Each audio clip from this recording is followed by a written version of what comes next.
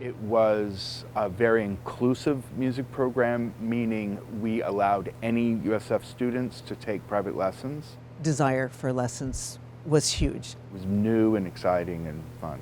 I may have been seeing up to 15 or 20 people a week. There was an enormous amount of enthusiasm in general, just from students and the other teachers and everybody. I'd say the music program was a lot more hands-on and interactive. I think a lot of people like me joined the music program specifically for the lessons, and now that's being cut. We've really been changing lives through the arts, and that's just not being valued.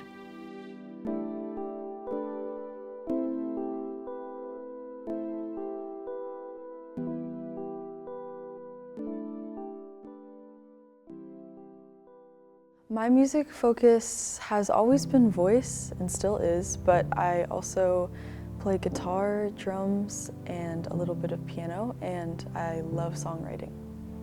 This program has changed my life. I can't even imagine who I would be without it.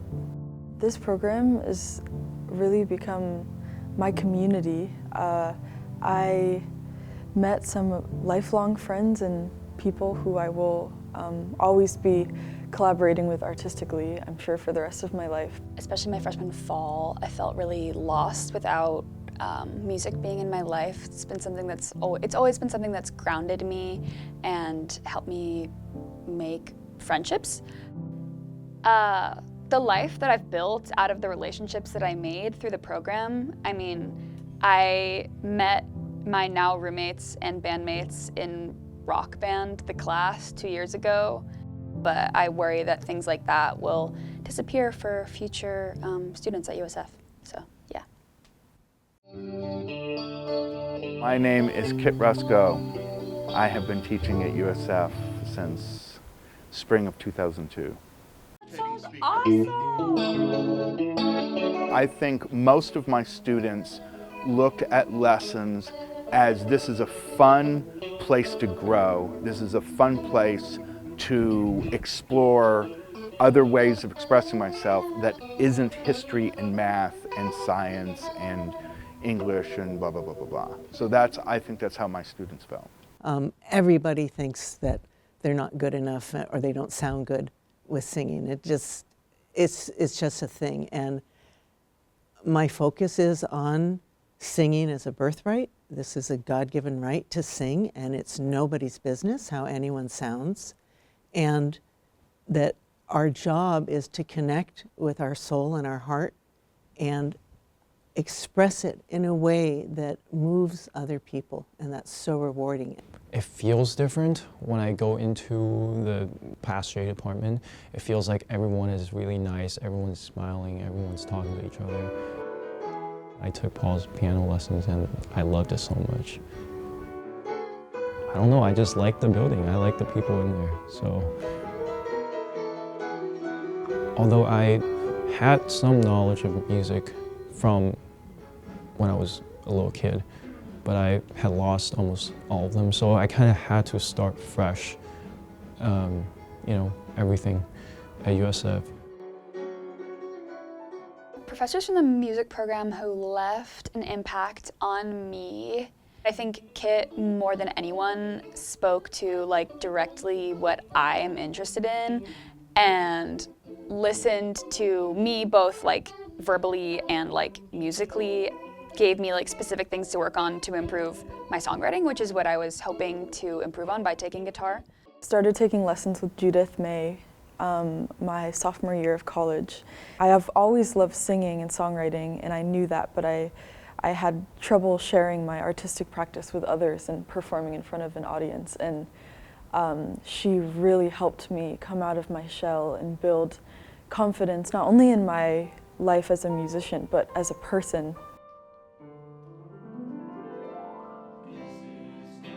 Really officially, I began in the fall of 2001, and I was brought in primarily to initiate a classical choral program at USF. Seeing musicians grow and start with a certain skill set and then excel. Like there's always somewhere more that we can build and learn about the craft. And watching my singers become excited about that craft and the development of that skill.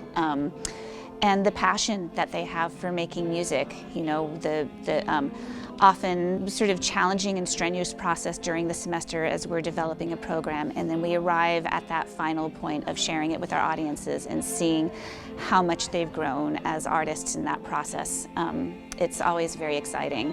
I often have singers that start with no experience at all. Maybe they've never even seen sheet music before, and after a semester two, they're reading, they're hearing how their part incorporates with other voices, they understand vocal technique. You're including all parts of your intelligence and your ways of being as a person in one small space. I think it's one of the most advanced things that one can do. So it's really exciting seeing people discover that and grow and build that ability with each other in community. As an instructor of theory, there's nobody who's taking that class because it's a requirement. Everybody who's in those chairs are there because this is a skill that they know is going to benefit them in their lives as musicians, and they're hungry for the information. And I really enjoy that. I enjoy that passion and that commitment that I have from my students. Music students really want to be doing what it is. It's not just showing up to a class, right? They're showing up to a class because they want to play their guitar, or they want to play their saxophone, or they want to sing soprano. I started doing music on campus as a freshman. I moved into Toller in 1981 as a freshman and started making music on campus and musical directing the College Player musicals that year. And I did 25 years worth of musicals for college players as the conductor. I founded Voices, though, in 1989 and teaching that, and then joined the Performing Arts Department its first year about 25 years ago. I had a section, the whole alto section, they were all nursing students one semester, and I said, what's this about? Like, you make time for this, why? And they just said, this is the time we don't have to be nursing students, that we can come together and do something we want to do and be together. And so I think music creates transferable skills that are lifelong skills, but also allows you to be more than just a student in your major. I tell people I have really the best job. I mean, I get to make music with students every week. I've been a part of the music showcases on campus, specifically the Black Student Music Showcase, which was a student-led organization and a showcase that we had that allowed not only Black students but allies and just non-identifying Black students to perform and make and share their music.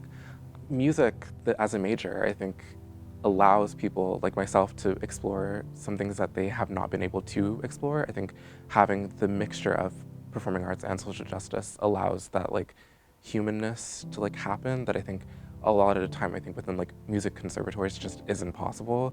Music is one of the most effective methods to enact social justice.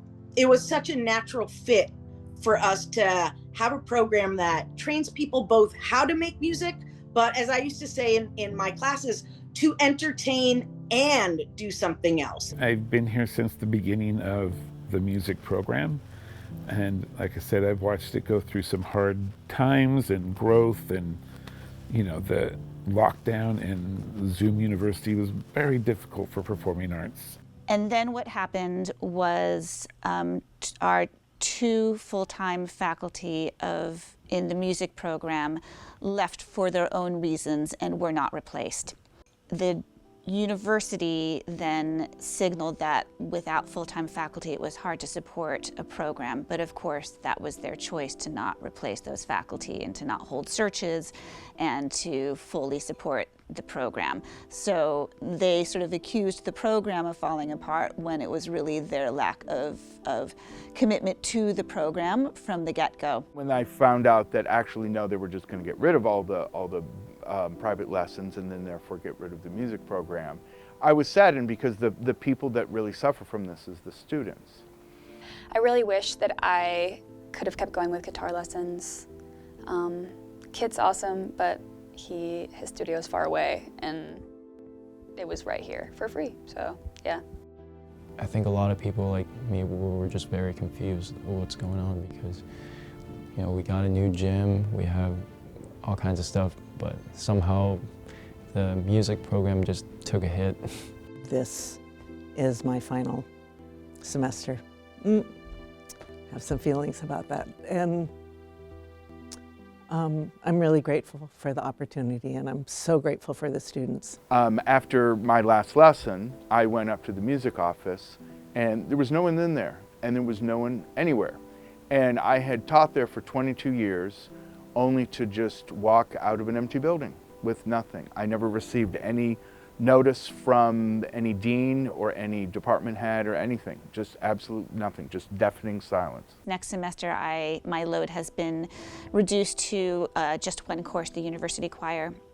So after 25 years here, that feels like quite a slap in the face. I just feel like this program has made me a well-rounded person and has expanded my perspective in ways I would have never imagined. The minor is still advertised on the website as having all these music lessons and stuff that didn't even exist when I got here. And so I think that this is really damaging, that it's still lying to people as it did to me. There wasn't a lot of transparency. There wasn't a lot of, I think, empathy that was like given throughout the process, not only to the faculty, but also I think the students as well. For all of the big fundraisers, the donors dinner, anything that's happening where they're doing fundraising, it has been our music students who have been performing at those events. And so clearly we're of value in getting donations and grants, but the learning is somehow not being valued. I'm a music minor. Performing arts and social justice major. I'm a music minor. With a concentration I'm in a music minor. Performing arts and social justice major. Music. I help people blossom, that's my job.